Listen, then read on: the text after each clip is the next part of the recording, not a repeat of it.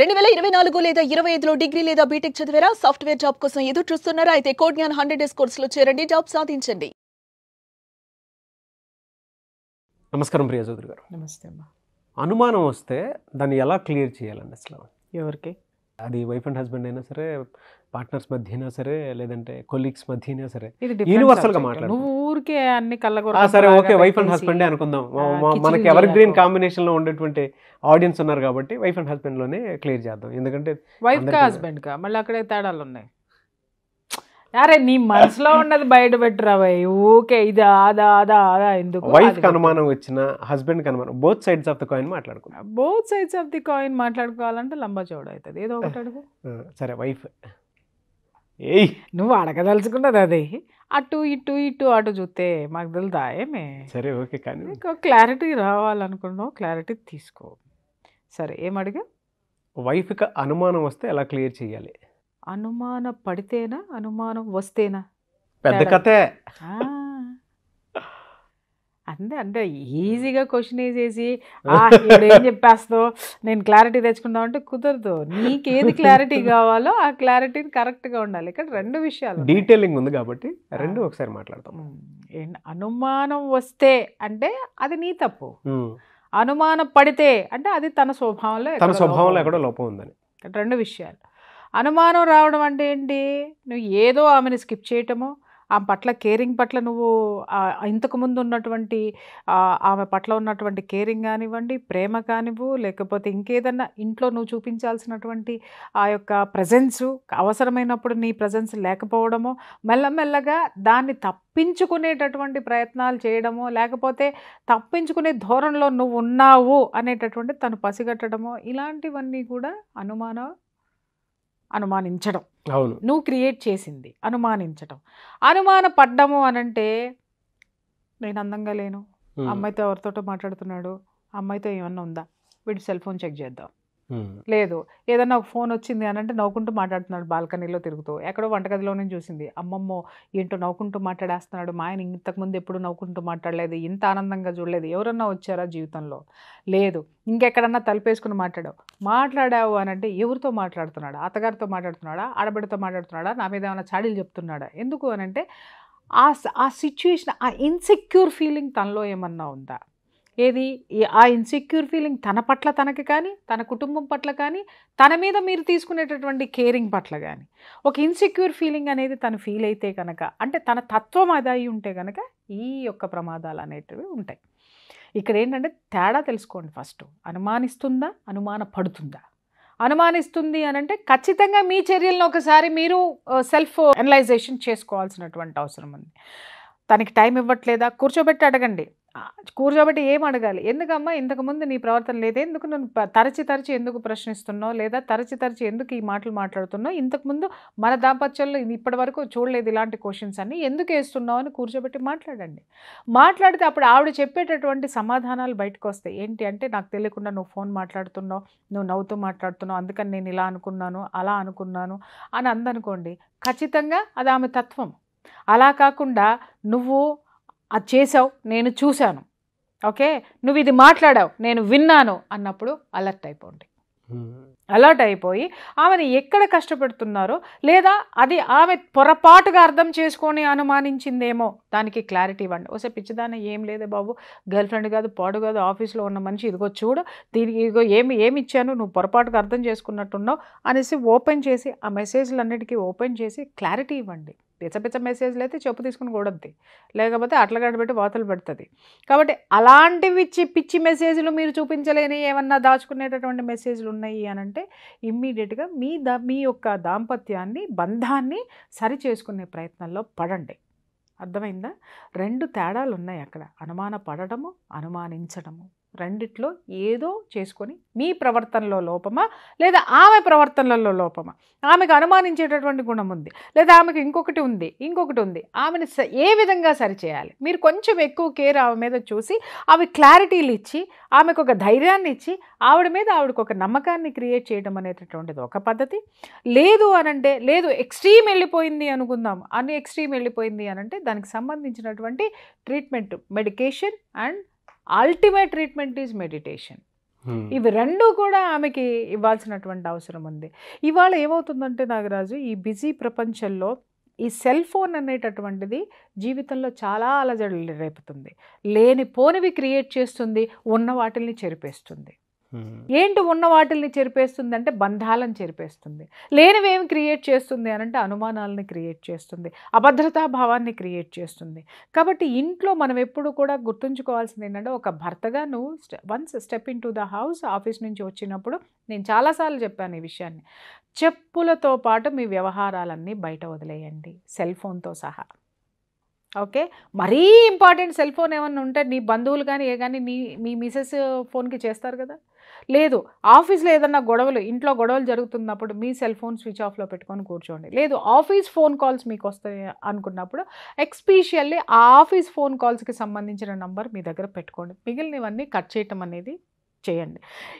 ఎప్పుడే నాగరాజు ఒక్క విషయం నేను చెప్తున్నాను ఏంటంటే, ఎప్పుడూ కూడా మనల్ని మనం సరిదిద్దుకుంటూ, ఎదుటి వాళ్ళని కూడా మనం దిద్దుకుంటూ ముందుకు పోవాల్సినటువంటి అవసరం అయితే ఉంది. నువ్వా నేనా అని చెప్పేసి అని కొట్లాడుకుంటూ పోతే ఆ బంధం విచ్ఛిన్నమయ్యేటటువంటి అవకాశం ఉంటుంది. కాబట్టి ఇక్కడ ఆడవాళ్ళు కూడా తెలుసుకోవాల్సింది ఏంటి అని అంటే, అనవసరంగా అనుమానిస్తూ జీవితాలని నాశనం చేసుకుంటున్నారేమో ఒకసారి గమనించండి. లేదు, మీ భర్త పొరపాటున తప్పు చేసేటటువంటి అవకాశం ఉండి ఆ తప్పు మీ యొక్క కుటుంబం పట్ల కానివ్వండి, తన వ్యక్తిగత జీవితంలో కానీ వెళ్తున్నారు అనంటే అది చాలా సున్నితమైనటువంటి సమస్య. మీరు దాని నుంచి అతన్ని మళ్ళీ మీరు వెనక్కి ఎలా తెచ్చుకోవాలనేటటువంటి ఆ యొక్క దీంట్లో ఆ ఆలోచనలో మీరు ఉండి ఆ పంథాలోకి వెళ్ళి వెనక్కి తెచ్చుకునే ప్రయత్నం చేయండి తప్ప, ఈ అనుమానాల నేపథ్యాలు, ఆ భార్య అనుమానిస్తుందని భర్త 10 మంది దగ్గర వాపోవడము, అలాగే నా భర్త ఇలా చేస్తున్నాడు అని చెప్పి తనకి ఏదైతే అనుమానాలు క్రియేట్ అయినాయో వాటన్నిటినీ ప్రచారం చేసుకుంటూ తిరగడము, అది ఇద్దరికీ కూడా మంచిది కాదు. వీళ్ళిద్దరి మధ్య పిల్లలు అనేటటువంటి వాళ్ళు ఒకళ్ళు ఉంటారు నాగరాజు. ఆ పిల్లలు చాలా నలిగిపోతూ ఉంటారు. నాన్న క్యారెక్టర్ కరెక్టా, అమ్మ క్యారెక్టర్ కరెక్టా? నాన్న అమ్మను విమర్శిస్తాడు ఎందుకంటే తన దొంగతనం బయటపడిపోయింది, లేదా తల్లిదండ్రులని అతను చూసే విధానంలో కానీ స్వేసవెత్తో స్వార్థం చూపించినా కూడా అమ్మ నాన్న క్యారెక్టర్ని అసాసినేట్ చేసేస్తాయి. ఇమ్మీడియట్గా నాన్న అహం దెబ్బతింటుంది. గర్ల్ ఫ్రెండ్ది చూసిందా మెసేజ్లు, లేకపోతే అక్కది చూసిందా, లేకపోతే అమ్మది చూసిందా, లేకపోతే ఇంకొకటి చూసిందా, ఈయన దొంగతనం బయటపడిపోతుంది. ఇక్కడ అమ్మ క్యారెక్టర్ని అసాసినేట్ చేయడం అనేది నా తండ్రి పిల్లల దగ్గరే మొదలు పెడతారు. వీళ్ళు ఇంకెక్కడ మొదలు పెట్టరు. మొట్టమొదట మొదలు పెట్టేది పిల్లల దగ్గర. ఆ పిల్లల జీవితాలు నాశనం అయిపోతాయి. ఇక్కడ తల్లిదండ్రులు ఎవరి కాళ్ళు ఏమనుకుంటారంటే నాగరాజు, నన్ను నేను కాపాడుకుంటున్నాను, పిల్లలకి ఎక్స్ప్లెయిన్ చేసి చెప్తున్నాను అనుకుంటారు. అది పిల్లలకి ఎక్స్ప్లెయిన్ చేయడం కాదు, పిండాకుడు కాదు, ఈ లోపల ఉన్న దుగ్ధంతా పిల్లల్ని పొల్యూట్ చేయటం అనమాట. అది వాళ్ళకి ఆ వయసుకి ఏం తెలుస్తుంది? సరే, తండ్రి నిజంగానే క్యారెక్టర్ అనేది కరెక్ట్ కాదు అనుకున్నప్పుడు ఆ పిల్లలకి వయసు వచ్చే కొద్దీ వాళ్ళు తెలుసుకుంటారు. లేదు, నువ్వు సరిపడలేదు, నీకు ఆ వాతావరణం ఇందాకే చెప్పా, చక్కదిద్దుకునే ప్రయత్నంలోకి వెళ్ళమని చెప్పి. చక్కదిద్దుకునే ప్రయత్నంలోకి వెళ్ళినప్పుడు అసలు పిల్లలు అనే క్యారెక్టర్లు మధ్యలోకి రావు. ఏ మార్గాలు ఉన్నాయో తల్లిదండ్రులతోటి పంచాయతీలు పెట్టడమా, లేకపోతే ఇంకేదన్నా చేయటమా, ఫ్రెండ్స్ తోటి చెప్పించడమా, ఏదో ఒక బాధ్యతాయుతమైనటువంటి వ్యక్తిని, సమర్థుడైనటువంటి వ్యక్తుల్ని కూర్చోబెట్టి అది క్లియర్ చేసుకునేటటువంటి పనిలో ఉండాలి. ఈ పిల్లలకి ఏమాత్రం ఇలాంటి గాలి తగలకుండా ఉండాలి. లేదు, భర్త మారడు, ఇలాగే ఉన్నాడు అనుకున్నప్పుడు ఆ పిల్లల్ని కూడా, బాబు కొన్ని పరిస్థితుల వల్ల మేమిద్దరం విడిపోదలుచుకున్నాం కాబట్టి మీరు నాతోటే ఉండండి అని తండ్రో, నాతోటే ఉండండి అని తల్లో, వాళ్ళకి ఏమాత్రం బాధ కలిగించకుండా వాళ్ళని షేర్ చేసేసుకొని వాళ్ళ యొక్క జీవితంలో వాళ్ళకు ఒక మంచి జీవితాన్ని ఇవ్వడం అనేది పేరెంట్స్ బాధ్యతగా కూడా. మర్చిపోతున్నది ఏంటంటే నాగరాజు, అందరూ నేను అనేసి భర్త మగాణ్ణి అని భర్త అనుకుంటాడు, నేను కుక్క చాకరీ చేస్తున్నాను, నేను ఆడదాన్ని, నేను మనిషిని కాదా అనేటటువంటి ఈగోలో ఆడదే.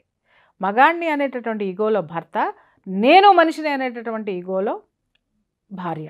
వీళ్ళిద్దరూ కలిసి ఆ నేను అనేటటువంటి ఆ ఈగో చట్రంలో ఇమిడిపోయి వాళ్ళు దాంట్లో నుంచి రాలేక దాంట్లోనే తన్నుకొని చచ్చిపోయి దాంట్లోనే భ్రష్టత్వం పట్టేటటువంటి ఆలోచనలోనే ఎక్కువ ఈ తరం ఉన్నటువంటి ఈ జంటలు ఉంటున్నారు. కానీ అరే మనము నా సంసారము ఇక్కడ ముక్కలు చెక్కలవుతుంది, దీన్ని జాగ్రత్తగా కాపాడుకోవాలి అనేటటువంటి ఆలోచనలు ఇప్పుడున్నటువంటి తరంలో చాలా వరకు తగ్గినాయి. కాబట్టి అండర్స్టాండింగ్ అనేది మాత్రం చాలా అవసరం, నమ్మకము అనేది ఇంకా అవసరం.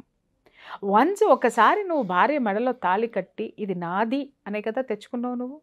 ఆ నాది అనుకున్నప్పుడు భార్య కూడా ఏమీ ఫీల్ అవ్వాలంటే, అరే ఇతని తోటి నేను వెళ్తున్నాను అంటే నాది ఈ ఇల్లు అనేటటువంటిది అనుకుని ఒకరి కోసం ఒకరిని మన్నించుకుంటూ గౌరవించుకుంటూ ఉంటే ఇలాంటివి అసలు చోటే ఉండదు. ఎక్కడొస్తుంది ఇదంతా అనంటే, ఇవాళ ఇందాక ఒక ఎపిసోడ్లో మనం చాలాసార్లు అంటాం, కాలం మారిపోయింది కదా మేడం, కాలం మారిపోయింది కదా మనం. అరే పిచ్చోడ, కాలం మారలేదు. మనం ఎలా ఉండాలనుకుంటున్నామో దానికి కాలాన్ని ఒకదాన్ని తీసుకొని వచ్చి దాన్ని మధ్యలో పెట్టుకునే సాక్ష్యంగా మనం ముందుకెళ్తున్నాం. మన ఇష్టం వచ్చినట్టు మన ఇష్టం వచ్చినట్టు బ్రతకడానికి కాలం అనేటటువంటి సపోర్ట్ తీసుకుంటున్నాం తప్ప ఇక్కడ ఏదీ మారలేదు. కాలం మారినప్పుడు నీకు 2 చేతులు రావాలి, నాకు 4 కాళ్ళు రావాలి, రాలేదే. అలాగే ఈర్ష, ద్వేష, అసూయ ప్లేస్లో ఆహా ఈ ప్రపంచం ఇది కదా, మందు కొట్టి పడుకోవాలి కదా అని అనాలి కదా, లేకపోతే అబ్బా వాడు కొన్ని కోట్లు సంపాదించాడు కదా, నా ఫ్రెండ్ కదా అని డాన్స్ వేయాలి కదా.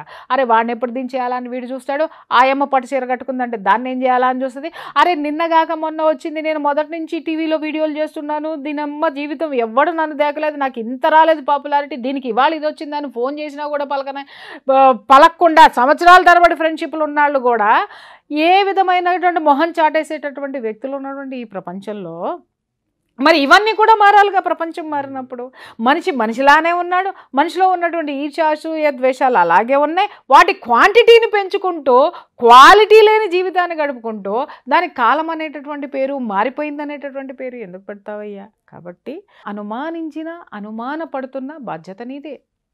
కాబట్టి ఏ బాధ్యత అనుమానిస్తుంది అంటే నిన్ను నువ్వు నీ దగ్గర తప్పుంటే కరెక్ట్ చేసుకో. అనుమాన పడుతుంది అని చెప్పేసి అని అనుకున్నావా, ఆమెను కరెక్ట్ చేసేటటువంటి బాధ్యత కూడా నీది. ఎందుకంటే యు ఆర్ ద హస్బెండ్. ఆ బాధ్యత ఉంది. సున్నితంగా ఈ సమస్యను పరిష్కరించుకునేటటువంటి అవకాశాలన్నీ మీ చేతుల్లోనే ఉన్నాయి. థ్యాంక్ యూ అండి. Thank you so much Priya Chaudhary గారు. Thank you.